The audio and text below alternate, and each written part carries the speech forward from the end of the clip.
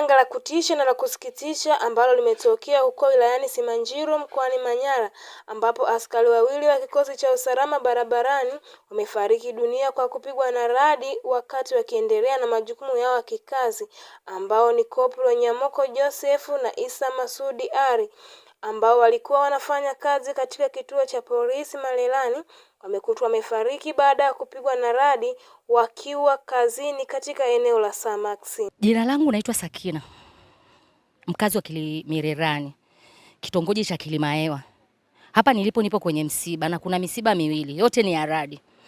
Radi imepatikania sehemu fulani ya Samax, kama unaenda Majengo. Kwa hiyo hawa vijana wote wawili ni maskari wamefariki. Naye kamanda wa polisi mkoani Manyara Ahmad Makarani amethibitisha kutokea kwa tukio hilo. Ahmed Makarani ndio mkuu wa jeshi la polisi mkoa wa Manyara. Hapa ni nyumba ya marehemu Isa Masud. Kinachoendelea hapa sasa, tuko katika matayarisho ya mwisho ya kuchukua mwili kuelekea uwanja wa ndege kwa ajili ya kusafiri kwenda Pemba. Kila kitu kwa ujumla kimeshakuwa tayari mpaka hapo. Vijana hawa wawili, huyo Isa pamoja na mwenzake, walikuwa kazini. Wao ni askari wa traffic, kwa hivyo walikuwa kazini pale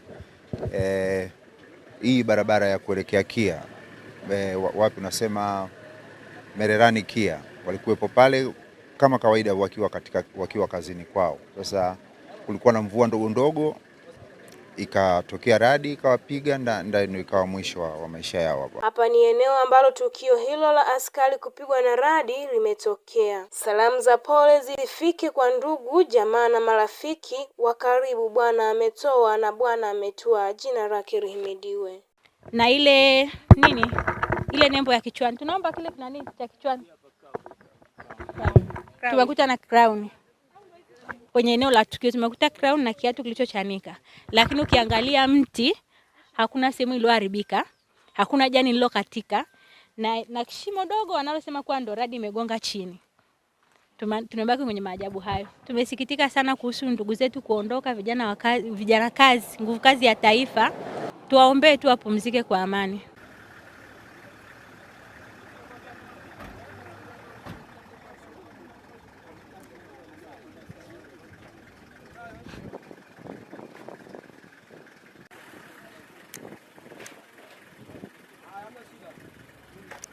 Hiyo moja.